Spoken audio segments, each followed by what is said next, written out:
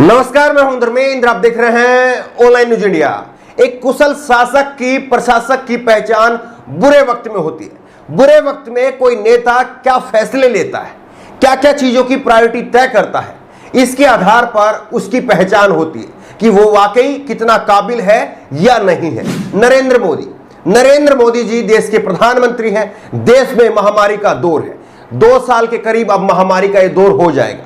लेकिन आप देखिए कि इस महामारी के दौर में जब सब कुछ ठप पड़ा हुआ है, जब जीडीपी देश की माइनस में पहुंच गई क्योंकि देश के सारे उद्योग धंधे बंद करने पड़े, यह हालत हो गई है। जगह जगह की लॉकडाउन, पिछले साल भी पूरे करीब जो है वो 3 से 4 महीने का एक संपूर्ण लॉकडाउन देश ने झेला, और अब फिर से लॉकडाउन भी हो रहा है और अलग अलग शहरों में भी लॉकडाउन चल ही रहा है। लेकिन इस वक्त में भी, ऐसे दौर में भी प्रधानमंत्री नरेंद्र मोदी जी का घर वो आवश्यक वस्तुओं के दायरे में रखा गया है, और प्रधानमंत्री नरेंद्र मोदी के नए घर के लिए डेडलाइन घोषित की गई है। दिसंबर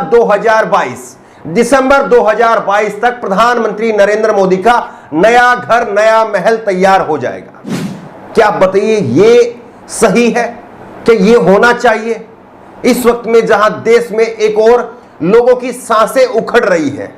सोचिए, उसी वक्त में दिल्ली के अंदर प्रधानमंत्री नरेंद्र मोदी के नए महल के लिए नींव खोदी जा रही है। एक और लोगों की सांसें उखड़ रही है, दूसरी ओर नींव उखाड़ी जा रही है, नींव खोदी जा रही है। ये वाकई अपने आप में दुर्भाग्य है। सोचिए उन लोगों के दिलों पर क्या बीतती होगी। लेकिन देखिए, ये हो रहा है, ये सच है।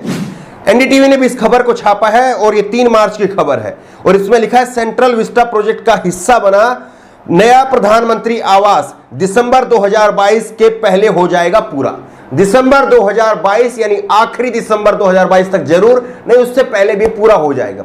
और सबसे बड़ी बात यह है कि केंद्र ने सेंट्रल विस्टा प्रोजेक्ट को आवश्यक सेवाओं के तहत रखा है। आवश्यक सेवाएं, जैसे आवश्यक सेवा एम्बुलेंस है, डॉक्टर है, फ्रंटलाइन वॉरियर है, वो आवश्यक सेवा है। पुलिस है, वो आवश्यक सेवा वस्तु है। लेकिन उसी के तहत जो है वो सेंट्रल विस्टा प्रोजेक्ट को रखा गया है, ताकि लॉकडाउन जैसी पाबंदियों के दौरान भी इसका काम न रुके। केंद्र सरकार की हरी झंडी के बाद प्रोजेक्ट का काम नई रफ्तार पकड़ रहा है। प्रधानमंत्री नरेंद्र मोदी का घर दिसंबर 2022 से पहले पूरा हो जाएगा। लेकिन इस वक्त में 1 साल बीत गया। कौन सा ऐसा डेडिकेटेड बड़ा हॉस्पिटल आप देख रहे हैं जो केंद्र सरकार ने तैयार किया हो? कोई स्थायी हॉस्पिटल आपको लग रहा है कि 1 साल में मोदी सरकार ने तैयार किया हो? और जब ये खबर हम आपको बता रहे हैं, एनडीटीवी की खबर है, 3 मार्च की खबर है, तो इसके ऊपर कोने में क्या लिखा है? इसके ऊपर कोने में लिखा है, भारत में कोविड के मामले 2,02,82,833 2,02,82,833 भारत में कोरोना के मामले हो चुके हैं।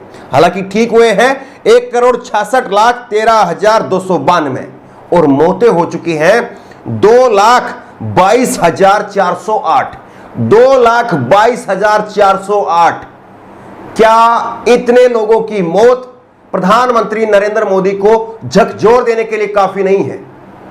क्या यह बताने के लिए काफी नहीं है कि आपकी प्रायोरिटी आपका नया घर होना चाहिए या लोगों के लिए अस्पताल होना चाहिए? लोगों की सांसें उखड़ रही हैं ऑक्सीजन की कमी की वजह से। लेकिन किस तरह से प्रधानमंत्री नरेंद्र मोदी के नए घर को बनाया जा रहा है और आवश्यक सेवाओं के सूची में उसको रखा गया है, ये अपने आप में जो है वो एक बड़ी बात है।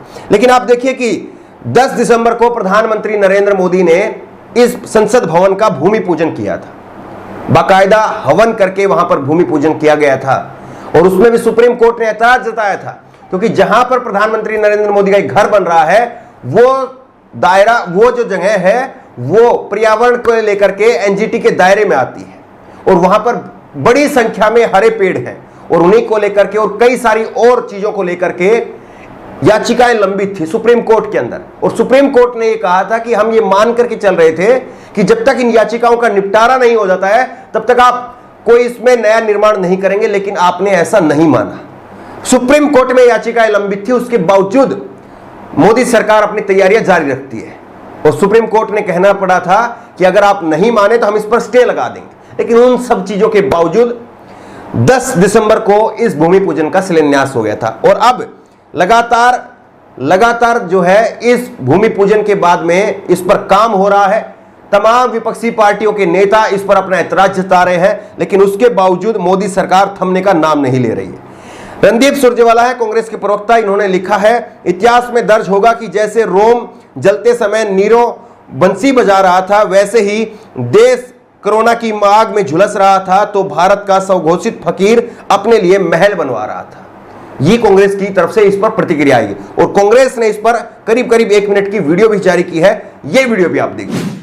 20,000 करोड़ का मोदी महल। आपने संसद भवन जरूर देखा होगा। ये शानदार इमारत मोरेना मध्य प्रदेश के योगिनी मंदिर की तर्ज पर बनाई गई है। 1921 से 1927 के दौरान ये इमारत बनकर तैयार हुई। इसके बाहरी हिस्से में 144 कॉलम है। ये भवन देखने में एक गोल महल की तरह नजर आता है। मोदी को ये महल पसंद नहीं है। वो अलग से 20,000 करोड़ खर्च करके एक मोदी महल बनवा रहे हैं। वो संसद भवन को भी वहीं ले जाएंगे और उसी महल में वो खुद रहेंगे भी।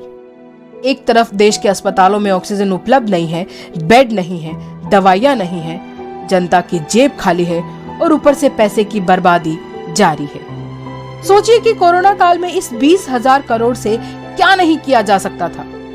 अस्पताल बन सकते थे, दवाइयां मिल सकती थी, ऑक्सीजन की कमी पूरी की जा सकती थी, पर सत्ता को महल बनवाने हैं, जनता को कफन सिलवाने हैं। सबसे बड़ा सवाल यही है कि आखिरकार प्रधानमंत्री नरेंद्र मोदी के नए घर की इतनी सख्त जरूरत है क्या? क्या वहां पर पानी चूता है? क्या उसमें बरसात में पानी आते हैं क्या? क्या वहां पर कोई ऐसी घोषणा की गई है कि भूकंप आएगा तो ये इमारत दरदरा करके गिर जाएगी, भरभरा करके धराशायी हो जाएगी? क्या इस तरह से कोई चेतावनी मिली है? नहीं। तो फिर उसके बावजूद इतनी तेजी क्यों? ये सवाल उठ रहा है। और देखिए, पहले भी हमने इस पर सवाल उठाए हैं कि पीछे बीते अगर 1-1.5 साल की बात करें तो क्या करना चाहिए था और क्या हुआ है। ये आप देखिए कि प्रधानमंत्री नरेंद्र मोदी को, ये प्रतीकात्मक फोटो है और इसमें प्रधानमंत्री नरेंद्र मोदी को ऑक्सीजन की देश में व्यवस्था कैसी है वो सुनिश्चित करनी चाहिए थी, लेकिन वो तोते के साथ में फोटो खिंचा रहे थे। उनको यह सुनिश्चित करना चाहिए था कि रैलियों में मास्क लगा करके, ग्लव्स पहन करके प्रचार किया जाए, लेकिन वो खुलेआम हो रहा था और उसकी वजह से अब बंगाल में पॉजिटिविटी रेट 55% से ऊपर है। यानी हर दूसरा व्यक्ति कोरोना पॉजिटिव पाया जा रहा है बंगाल के अंदर। ये सब कुछ किसकी देन है? पीएम केयर फंड जिसका प्रधानमंत्री नरेंद्र मोदी की तरफ से ऐलान किया गया था, उसका कोई अता पता नहीं दिखता है। क्योंकि अगर उसका अता पता होता तो देश में इतने लोगों की जान नहीं जाती। उसमें जो पैसा है वो पूरा खर्च कर देना चाहिए था। और कोई प्रधानमंत्री की तरफ से, कोई मोदी सरकार की तरफ से ये नहीं कह सकता कि उसमें पूरा का पूरा उसका पैसा खर्च कर दिया गया। हालांकि पैसा जरूर खर्च हुआ है, उससे कुछ वेंटिलेटर भी लिए गए हैं, कुछ ऑक्सीजन के प्लांट भी लग रहे हैं, लेकिन ये सब कुछ अब हो रहा है। ये सब कुछ अब हो रहा है जब महामारी इतने चरम पर है और लोगों की सांसें उखड़ रही, तब हो रहा है।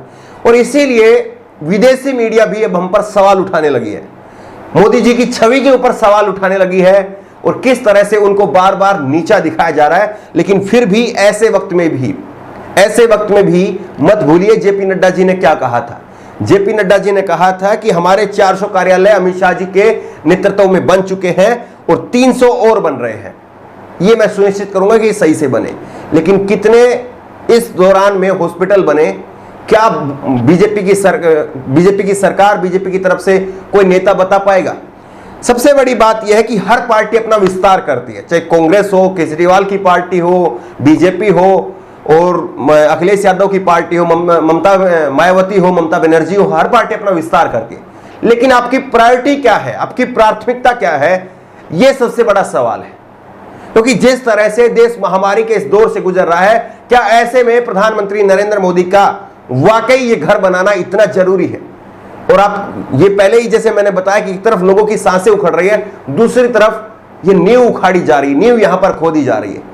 क्या इसमें देश के उन परिवारों को दर्द नहीं पहुंच रहा होगा जिन्होंने अपनों को खोया है? क्या उनको दर्द नहीं पहुंच रहा होगा? और उनको भी छोड़िए, जो भी संवेदनशील व्यक्ति है, क्या उसको दर्द नहीं पहुंच रहा होगा कि वाकई ये देश में गलत हो रहा है? बहरहाल प्रधानमंत्री नरेंद्र मोदी जी का जिस तरह से नया आवास बन करके तैयार हो रहा है और उसके लिए डेडलाइन घोषित की गई है बाकायदा, इसको लेकर के आपकी राय क्या है, नीचे कमेंट बॉक्स में अपनी राय जरूर दें। और इसी तरह की तमाम खबरों के लिए ऑनलाइन न्यूज इंडिया को सब्सक्राइब करें, साथ में जो बेल आइकन है घंटी उसको जरूर दबाएं, ताकि जैसे कोई वीडियो अपलोड करें उसकी नोटिफिकेशन आपको तुरंत मिल सके। धन्यवाद। इस खबर को अभी लाइक करें, शेयर करें, अभी चैनल को सब्सक्राइब करें और घंटी जरूर दबाएं।